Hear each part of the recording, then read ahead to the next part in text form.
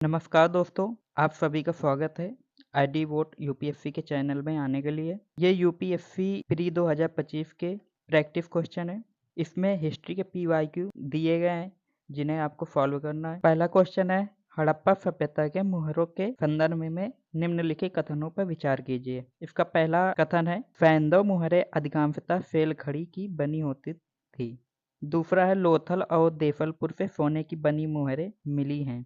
तीसरा है, मुद्राओं का सबसे प्रचलित आकार 2.8 सेंटीमीटर इंटू 3.8 सेंटीमीटर था।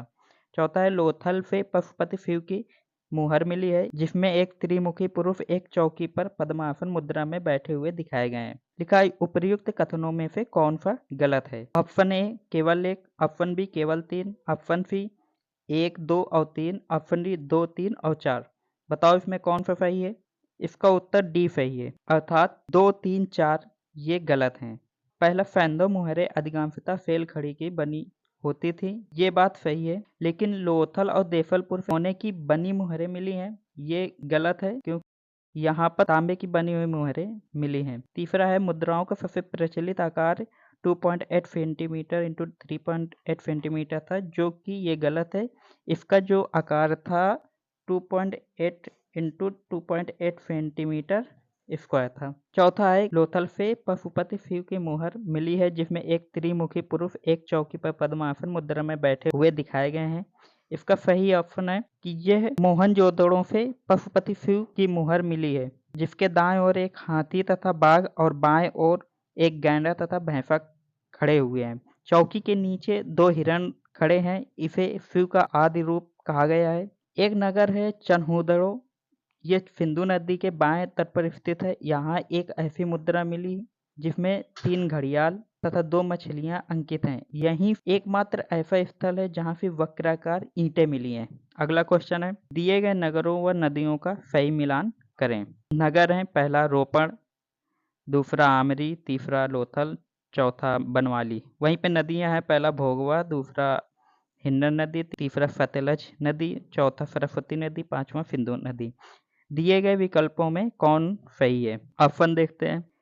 इसका उत्तर तीसरा सही है। रोपण नगर सतलज नदी के किनारे है, आमरी सिंधु नदी के किनारे है, लोथल भोगवा नदी के किनारे है, बनवाली सरस्वती नदी के किनारे है। अर्थात ए का तीसरा, बी का पांचवा, सी का पहला, डी का चौथा ये सही है। ए का तीसरा, बी का पांचवा, सी का पहला, डी का चौथा, ये तीसरा सही है। अगला क्वेश्चन देखते हैं। अगला क्वेश्चन है, निम्नलिखित कथनों पर विचार कीजिए। पहला, जो पुरुष ऋग्वैदिक काल में जीवन भर कुंवारे रहते थे उसे अमाजु कहा जाता था। दूसरा है, ऋग्वेद के 9वें मंडल के पुरुष सूक्त में वर्ण व्यवस्था का पहली बार उल्लेख मिलता है। तीसरा है, ऋग्वेद समाज की सबसे छोटी इकाई गिरह या कुल थी। इस समय के परिवार संयुक्त परिवार थे। चौथा है, इस समय कन्या की विदाई के समय जो उपहार द्रव्य दिए जाते थे उसे वहतु कहा जाता था। दिया गया है कि उपर्युक्त कथनों में कौन सही है। ऑप्शन है केवल 2, दूसरा केवल 4, 3 और 4, 1, 2, 3। बताओ कौन सा इसमें सही है। इसका सही उत्तर सी है, अर्थात 3 और 4। इसमें 3 और 4 केवल सही है। तो पहला क्या है, जो पुरुष जीवन भर कुंवारे रहते थे उसे अमाजु कहा जाता था। यहाँ पे पुरुष नहीं, जो कन्या कुंवारी रहते थे जीवन भर उन्हें अमाजु कहा जाता था। दूसरा है, ऋग्वेद के 9वें मंडल के पुरुष सूक्त में वर्ण व्यवस्था की पहली बार उल्लेख मिलता है। ये 9वें मंडल में नहीं, ये 10वें मंडल के पुरुष सूक्त में वर्ण व्यवस्था का पहली बार उल्लेख मिलता है, और ये दोनों सही है। अगला क्वेश्चन देखते हैं। अगला क्वेश्चन है, निम्नलिखित दिए गए कथनों पर विचार कीजिए। पहला ऑप्शन, गौतम बुद्ध के सबसे अधिक शिष्य कौशल राज्य से हुए तथा यहीं पर अपने धर्म का सबसे अधिक प्रचार किया। दूसरा, हीनयान के ग्रंथ सामान्यतः पाली भाषा में तथा महायान के ग्रंथ संस्कृत भाषा में हैं। तीसरा है, बौद्ध साहित्य पाली भाषा में रचित है जिसे त्रिपिटक कहा जाता है। चौथा है, तृतीय बौद्ध संगीत अशोक के शासनकाल में आयोजित हुआ, इसी में अभिधम्म नामक तीसरा पिटक जोड़ा गया है। इसमें दिया गया है कि उपर्युक्त कथनों में कौन गलत है। हमें इसमें ढूंढना है कि कौन से ऑप्शन गलत हैं। चलो देखते हैं ऑप्शन। पहला है केवल 2, दूसरा है 2, 3 और 4, तीसरा है 2 और 4, चौथा है कोई नहीं। कौन सा ऑप्शन सही है। इसका सही उत्तर है डी, अर्थात इसमें कोई नहीं गलत, अर्थात दिए गए कथन सभी सही हैं।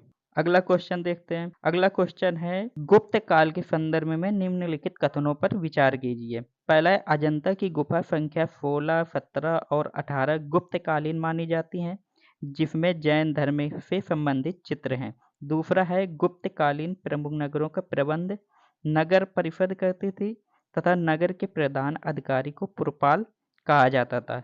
तीसरा है इस काल के स्वर्ण सिक्के 144 ग्रेन के तथा चांदी के सिक्के 32.36 ग्रेन के थे। चौथा है गुप्त काल में ग्राम प्रशासन की सबसे छोटी इकाई वीथ थी। दिया है उपर्युक्त कथन में कौन सही है। इसके ऑप्शन है पहला केवल 2, दूसरा 2, 3 और 4, तीसरा केवल सी और चौथा कोई नहीं। तो हम देखते हैं इसका सही आंसर क्या है। इसका सही आंसर सी है, अर्थात केवल 3 सही है, अर्थात तीसरा केवल इसमें सही है और सभी गलत हैं। एक एक करके देखते हैं।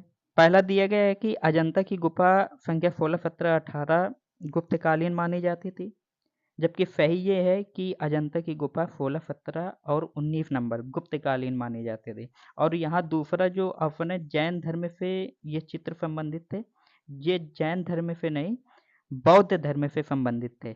दूसरा है गुप्तकालीन प्रमुख नगरों का प्रबंध नगर परिषद करती थी। इनका जो प्रबंध नगर पालिकाएं करते थे, नगर परिषद नहीं नगर पालिकाएं करते थे। और इसी का दूसरा है कि नगर के प्रधान अधिकारी को पुरपाल कहा जाता था, ये सही है। तीसरा वैसे ही सही है। चौथा है कि गुप्त काल में ग्राम प्रशासन की सबसे छोटी इकाई वीथ थी, ये गलत है। इसकी सबसे छोटी इकाई ग्राम थी। गुप्तकालीन की प्रशासनिक व्यवस्था को थोड़ा हम देखते हैं। सबसे पहले आता था साम्राज्य, फिर उसके बाद आता था देश, उसी को भुक्ति कहते थे और उसी को अवनी कहा जाता था। यही प्रांत है, प्रांत में देश भुक्ति और अवनी आता था। साम्राज्य फिर देश भुक्ति अवन, ये इक्वली है, देश भुक्ति अवनी, और इसी को प्रांत कहते थे। उसके बाद आता था विषय, विषय जिला होता था। उसके बाद आता है वीथ, वीथ तहसील होता था। वीथ के बाद आता था पेठ, पेठ ग्राम से बड़ी इकाई होती थी। इसके बाद आता था ग्राम, जो सबसे छोटी इकाई है, अर्थात पहले आता था साम्राज्य, साम्राज्य के बाद देश भुक्ति अवन, इन्हीं तीनों को प्रांत कहते थे। इसके बाद विषय आता था, विषय जिला को कहा जाता था। इसके बाद वीथ आता था, उसे तहसील कहा जाता था। उसके बाद पेठ आता था, ये ग्राम से बड़ी इकाई होती थी। इसके बाद ग्राम आता था, जो सबसे छोटी इकाई होती थी। अगला क्वेश्चन देखते हैं। अगला क्वेश्चन है 1857 के विद्रोह के संदर्भ में निम्नलिखित कथनों पर विचार कीजिए। पहला है इस विद्रोह में पटियाला के शासक सिंध, ग्वालियर के सिंधिया शामिल नहीं हुए, जबकि इंदौर के होलकर विद्रोह में शामिल हुए। दूसरा है इस विद्रोह में किसानों, दस्तकारों, दुकानदारों, दिहाड़ी मजदूरों, जमींदारों, धार्मिक भिक्षुक, पुजारियों की व्यापक सहभागिता रही। तीसरा है इस विद्रोह में बाहरी घटनाओं, प्रथम आंग्ल अफगान युद्ध 1838 से 42, पंजाब युद्ध 1845 से 49, क्रीमिया युद्ध 1854 से 56 का प्रभाव था, जिसमें अंग्रेजों को भारी हानि हुई। चौथा है 1857 का विद्रोह स्वतंत्रता संघर्ष नहीं धार्मिक युद्ध था। यह कथन विलियम हार्वर्ड रफेल का है। उपर्युक्त कथनों में कौन सही है। इनके ऑप्शन है पहला है केवल 1, दूसरा 2 और 3, तीसरा केवल 3 और चौथा 2, 3 और 4। बताओ इसमें कौन ऑप्शन सही है। इसका सही ऑप्शन है डी, अर्थात 2, 3, 4 सही है, पहला गलत है। यहाँ पे दिया गया है कि इस विद्रोह में पटियाला के शासक सिंध, ग्वालियर के सिंधिया शामिल नहीं हुए, जबकि इंदौर के होलकर विद्रोह में शामिल हुआ, ये गलत है। यहाँ पे इंदौर के होलकर भी विद्रोह में शामिल नहीं हुए थे। अगला क्वेश्चन देखते हैं। अगला क्वेश्चन है the servant of India society के संदर्भ में निम्नलिखित कथनों पर विचार कीजिए। पहला है इसकी स्थापना सन 1905 में कांग्रेस के उग्रवादी नेता गोपाल कृष्ण गोखले ने की थी। दूसरा है 1912 में समाज के विचारों को प्रस्तुत करने के लिए हितवाद का प्रकाशन किया गया। तीसरा है गोपाल कृष्ण गोखले की मृत्यु के पश्चात श्रीनिवास शास्त्री ने इसके अध्यक्ष का पद संभाला। चौथा है इसका उद्देश्य राष्ट्रीय मिशनरियों को देश की सेवा के लिए प्रशिक्षित करना तथा देश सेवा के कार्य को संवैधानिक तरीके से संपन्न करने के लिए प्रोत्साहित करना था। इस पे दिया गया है कि उपर्युक्त कथनों में कौन सही है। पहला ऑप्शन है 3 और 4, दूसरा है केवल 3, तीसरा है 1 और 2, चौथा है 2, 3 और 4। बताओ इसमें कौन सा उत्तर सही है। इसका उत्तर ए सही है, अर्थात 3 और 4 इसके सही है। इसमें पहला दिया गया कि इसकी स्थापना सन 1905 में कांग्रेस के उग्रवादी नेता गोपाल कृष्ण गोखले ने की। ये गलत है। इसकी स्थापना सन 1905 में तो हुई, लेकिन इसमें कांग्रेस के उदारवादी नेता ये गोपाल कृष्ण गोखले ने किया था। उग्रवादी नहीं, ये उदारवादी नेता थे। दूसरा है 1912 में समाज के विचारों को प्रस्तुत करने के लिए हितवाद का प्रकाशन किया गया। ये सही है कि हितवाद का प्रकाशन किया गया, लेकिन ये 1912 में नहीं, 1911 में इसका प्रकाशन किया गया। अगला क्वेश्चन देखते हैं। दिया है 1905 में गोपाल कृष्ण गोखले की अध्यक्षता में भारतीय राष्ट्रीय कांग्रेस के वार्षिक अधिवेशन में निम्न प्रस्ताव पारित किए गए। पहला है कर्जन की प्रतिक्रियावादी नीतियों का आलोचना करना। दूसरा है बंगाल में बंग भंग विरोधी अभियान को समर्थन देना। तीसरा है बंगाल विभाजन की आलोचना करना तथा स्वदेशी अभियान को समर्थन देना। दिया गया है कि उपर्युक्त कथनों में कौन सा सही है। इसके ऑप्शन देखते हैं। पहला है केवल 2, दूसरा 2 और 3, तीसरा 1, 2 और 3, चौथा कोई नहीं। इसका सही उत्तर है सी, अर्थात इसके सारे कथन सही हैं। पहला, दूसरा, तीसरा ये सभी सही हैं। अगला क्वेश्चन देखते हैं। भारतीय परिषद अधिनियम 1909 के संदर्भ में निम्नलिखित कथनों पर विचार कीजिए। पहला है इस अधिनियम के अनुसार केवल केंद्रीय विधान परिषदों में निर्वाचित सदस्यों की संख्या में वृद्धि की गई। दूसरा है प्रांतीय विधान परिषदों के सदस्य केंद्रीय व्यवस्थापिका के सदस्यों का निर्वाचन करते थे। तीसरा है मुस्लिम मतदाताओं के लिए आय की योग्यता को हिंदुओं की तुलना में अधिक रखा गया। चौथा है गवर्नर जनरल की कार्यकारिणी में एक भारतीय सदस्य को नियुक्त करने की व्यवस्था की गई। दिया गया है कि उपर्युक्त कथनों में से कौन सही है। ऑप्शन दिए गए हैं। पहला है 1 और 2, दूसरा 2 और 3, तीसरा 2 और 4 और चौथा कोई नहीं। बताइए इसमें कौन सा ऑप्शन सही है। इसका सही उत्तर है सी, अर्थात 2 और 4 सही है, पहला और तीसरा गलत है। पहला है कि इस अधिनियम के अनुसार केवल, यहाँ पे केवल लगा हुआ है, केवल नहीं है, यहाँ पे केंद्रीय व प्रांतीय विधान परिषदों में निर्वाचित सदस्यों की संख्या में वृद्धि की। तीसरा है मुस्लिम मतदाताओं के लिए आय की योग्यता को हिंदुओं की तुलना में अधिक लिखा गया है इस पे, लेकिन इसमें अधिक नहीं है, इसमें कम रखा गया। अगला क्वेश्चन देखते हैं। लिखा है निम्नलिखित दिए गए कथनों पर विचार कीजिए। पहला है निरंतर निवेदन करने पर गांधी जी ने अप्रैल 1920 में होम रूल की अध्यक्षता स्वीकार कर ली। दूसरा है अक्टूबर 1920 में सूरत में गांधी जी ने नाम बदलकर स्वराज सभा कर दिया और अहिंसा पद्धति एवं स्वराज पद्धति के लक्ष्य को इसके संविधान में शामिल किया। तीसरा है 1916 के लखनऊ समझौते में केवल गरम दल का कांग्रेस में पुनः प्रवेश हुआ। चौथा है 1916 में लखनऊ अधिवेशन में अंबिका चरण मजूमदार ने अध्यक्षता की। बताना है कि उपर्युक्त कथनों में कौन गलत है। हमें इसमें बताना है कि कौन से कथन गलत हैं। ऑप्शन देखते हैं क्या दिया गया है। पहला है केवल 3, दूसरा है 2 और 3, तीसरा है 1, 2 और 3 और चौथा है कोई नहीं। इसका सही उत्तर है बी, अर्थात 2 और 3 इसके ऑप्शन गलत हैं। दिया है दूसरा अक्टूबर 1920 में सूरत में गांधी जी ने नाम बदलकर स्वराज्य सभा कर दिया। तो इसमें है कि अक्टूबर 1920 में सूरत में नहीं, जबकि इसे बॉम्बे में गांधी जी ने नाम बदलकर स्वराज्य सभा कर दिया। बाकी ये इसके अगला पार्ट अहिंसा पद्धति एवं स्वराज्य प्राप्ति के लक्ष्य को इसके संविधान में शामिल किया गया, ये पार्ट सही है। तीसरा है 1916 के लखनऊ समझौते में केवल गरम दल का कांग्रेस में पुनः प्रवेश हुआ, केवल इसमें गलत है। 1916 के समझौते में गरम दल का कांग्रेस में पुनः प्रवेश हुआ और साथ ही कांग्रेस तथा मुस्लिम लीग भी लखनऊ समझौते से एक दूसरे के करीब आ गए। अगला क्वेश्चन देखते हैं। अगला दिया गया है मॉन्टेग्यू चेमफोर्ड सुधार 1919 के संदर्भ में निम्नलिखित कथनों पर विचार कीजिए। पहला है इसके रिपोर्ट के आधार पर ब्रिटिश संसद ने 1919 को भारत के औपनिवेशिक प्रशासन के लिए नया संविधान बनाया जो 1920 में क्रियान्वित किया गया। दूसरा है द्वैध शासन प्रणाली की शुरुआत की गई। इस प्रणाली के जन्मदाता सर लियोनिन कार्टिफ थे। तीसरा है आरक्षित विषयों कानून व्यवस्था, वित्त, शिक्षा का शासन गवर्नर अपनी कार्यकारी परिषद की सलाह से करता था। चौथा है हस्तांतरित विषयों स्वास्थ्य, स्थानीय प्रशासन, उद्योग, कृषि, खनिज का शासन गवर्नर अपनी भारतीय मंत्रियों की सलाह से करता था। दिया गया है उपर्युक्त कथनों में कौन सही है। ऑप्शन है केवल 1, दूसरा है केवल 2, तीसरा है 2 और 4, चौथा है सभी। इसका सही ऑप्शन है बी, अर्थात इन दिए गए कथनों में केवल दूसरा ऑप्शन सही है। पहला है कि इसके रिपोर्ट के आधार पर ब्रिटिश संसद ने 1919 को भारत के औपनिवेशिक प्रशासन के लिए नया विधान बनाया, जो 1920 में क्रियान्वित किया गया था। बात यह है कि मॉन्टेग्यू चेम्सफोर्ड रिपोर्ट जुलाई 1918 में प्रकाशित की गई थी और क्रियान्वित 1920 में न करके 1921 में की गई थी।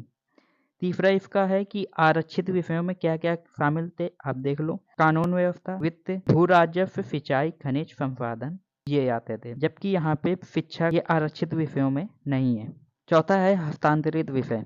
हस्तांतरित विषय में आते हैं शिक्षा, स्वास्थ्य, स्थानीय प्रशासन, उद्योग, कृषि और आबकारी, जिसमें कि खनिज का शासन नहीं आता है। अगला देखते हैं। अगला क्वेश्चन है, गांधी जी के सत्याग्रह के संदर्भ में निम्नलिखित कथनों पर विचार कीजिए। इसका पहला कथन है, गांधी जी ब्रज किशोर, मजहर उल हक, महादेव देसाई, नरहरि पारिक के सहयोग से खेड़ा मामले की जांच करने के लिए खेड़ा पहुंचे। दूसरा ऑप्शन है, राजस्व संहिता के अनुसार यदि फसल का उत्पादन कुल उत्पाद के 3/4 भाग से भी कम हो तो किसानों का राजस्व पूरी तरह माफ कर दिया जाना चाहिए। यह खेड़ा सत्याग्रह से संबंधित है, ये कथन है। तीसरा कथन है, तिनकठिया व्यवस्था अर्थात किसानों को अपनी भूमि के 3/20 हिस्से में नील की खेती करना अनिवार्य था। दिया गया है कि उपर्युक्त कथनों में से कौन सा कथन गलत है। इसके ऑप्शन देखते हैं। पहला है केवल एक, दूसरा है 1 और 2, तीसरा है 2 और 3 और चौथा है कोई नहीं। बताइए कौन सा सही है इस पे। इसका सही ऑप्शन है बी, अर्थात 1 और 2 इसके गलत हैं और तीसरा सही है। पहले में दिया गया है, गांधी जी ब्रज किशोर, मजहर उल हक, महादेव देसाई, नरहर पारिक, साथ में राजेंद्र प्रसाद और जेबी कृपलानी के सहयोग से खेड़ा मामले की जांच करने के लिए नहीं, जबकि ये चंपारण मामले की जांच करने के लिए चंपारण पहुंचे थे। ये गलत है यहाँ पे। दूसरा है कि राजस्व संहिता के अनुसार यदि फसल का उत्पादन कुल उत्पाद के 3/4 भाग से भी कम होता है तो किसानों का राजस्व पूरी तरह माफ कर दिया जाना चाहिए। यह खेड़ा सत्याग्रह से संबंधित है। ये तो सही है। बाकी यहाँ पे 3/4 न होकर के 1/4 से भी कम हो तो किसानों का राजस्व पूरी तरह माफ कर दिया जाना चाहिए। यह राजस्व संहिता खेड़ा सत्याग्रह से संबंधित है। अगला क्वेश्चन देखते हैं। अगला क्वेश्चन है, निम्नलिखित कथनों पर विचार कीजिए। पहला कथन है, अली बंधुओं मोहम्मद अली तथा शौकत अली और मौलाना आज़ाद है यहाँ पे, अजमल खान तथा हफरत मोहानी के नेतृत्व में खिलाफत कमेटी का गठन किया। दूसरा कथन है, इसका उद्देश्य तुर्की के प्रति ब्रिटेन के रवैये को बदलने के लिए ब्रिटेन पर दबाव डालना था। दिया गया है कि उपर्युक्त कथनों के संदर्भ में कौन सा सही है, हमें सही कथन बताना है। पहला है, कथन 1 और 2 दोनों सही है। कथन 2 कथन 1 की व्याख्या नहीं करता। दूसरा है, कथन 1 और 2 दोनों सही है, कथन 2 कथन 1 की व्याख्या करता है। सी है, कथन 1 सही है, कथन 2 गलत है। और डी है, कथन 2 सही है, कथन 1 गलत है। बताइए कौन सा ऑप्शन सही है। इसका ऑप्शन बी सही है। कथन 1 और 2 दोनों सही है, कथन 2 कथन 1 की व्याख्या करता है। अगला क्वेश्चन देखते हैं। दिया गया है कि नेहरू रिपोर्ट के संदर्भ में निम्नलिखित कथनों पर विचार कीजिए। पहला है, प्रांतीय व्यवस्थापिकाओं का कार्यकाल 5 वर्ष होगा, जिसका प्रमुख गवर्नर जनरल होगा। दूसरा है, भाषाई आधार पर प्रांतों का गठन हो। तीसरा है, 18 मौलिक अधिकारों की मांग की गई, जिसमें महिलाओं को समान अधिकार, संघ बनाने की स्वतंत्रता तथा वयस्क मताधिकार मांगे सम्मिलित थी। चौथा है, कार्यपालिका को विधान परिषद के प्रति उत्तरदायी बनाया गया। दिया गया है कि उपर्युक्त कथनों में से कौन सा सही है। यहाँ पे हमें सही ऑप्शन देखना है और इसके ऑप्शन है, पहला है 1 और 2, दूसरा है केवल 2, तीसरा है 1, 2 और 3 और चौथा है कोई नहीं। बताइए इसमें कौन सा सही उत्तर है। इसका सही उत्तर है बी, अर्थात इसमें केवल दूसरा वाला कथन सही है। पहले में क्या गलत है। दिया गया है कि प्रांतीय व्यवस्थापिकाओं का कार्यकाल 5 वर्ष होगा, ये तो सही है। जिसका प्रमुख गवर्नर जनरल होगा, ये गलत है। यहाँ पे प्रमुख गवर्नर केवल होंगे। तीसरा किस लिए गलत है। इस पे दिया गया है कि 18 मौलिक अधिकारों की मांग की गई, यहाँ पे 18 ही गलत है। यहाँ पे 19 मौलिक अधिकारों की मांग की गई थी, जबकि इसके दूसरा पार्ट बिल्कुल सही है, जिसमें महिलाओं को समान अधिकार, संघ बनाने की स्वतंत्रता तथा वयस्क मताधिकार मांगे सम्मिलित थे। ये बिल्कुल सही है। चौथा वाला किस लिए गलत है। कार्यपालिका को विधान परिषद के प्रति उत्तरदायी बनाया गया, जबकि यहाँ पे विधान परिषद न होकर के विधान मंडल होगा। कार्यपालिका को विधान मंडल के प्रति उत्तरदायी बनाया गया। अगला क्वेश्चन देखते हैं। अगला है भारत सरकार अधिनियम 1935 केवल गलत है। यहाँ पे है कि भारत सरकार अधिनियम 1935 के संदर्भ में निम्नलिखित कथनों पर विचार कीजिए। पहला है संघीय विधान मंडल द्विसदनीय होना था। दूसरा है संघीय न्यायालय की स्थापना करना। तीसरा है प्रशासन के विषयों को 2 भागों में विभक्त किया गया, सुरक्षित एवं हस्तांतरित। चौथा है प्रांतीय विधान मंडलों का आकार तथा रचना विभिन्न प्रांतों में भिन्न भिन्न थे। दिया गया है कि उपर्युक्त कथनों में से कौन सही है। इनके ऑप्शन है, पहला है केवल 2, दूसरा है 1 और 2, तीसरा है 1, 2, 3 और 4, चौथा है कि कोई नहीं। बताइए इसमें कौन सा ऑप्शन सही है। इसका ऑप्शन सही है सी, अर्थात ये सारे सभी सही है। ये वाली क्लास यहीं पे ख़त्म हुई। इस चैनल को सब्सक्राइब कीजिए, बेल आइकन दबाइए, शेयर कीजिए इस वीडियो को और बार बार देखिए, रिवीजन कीजिए।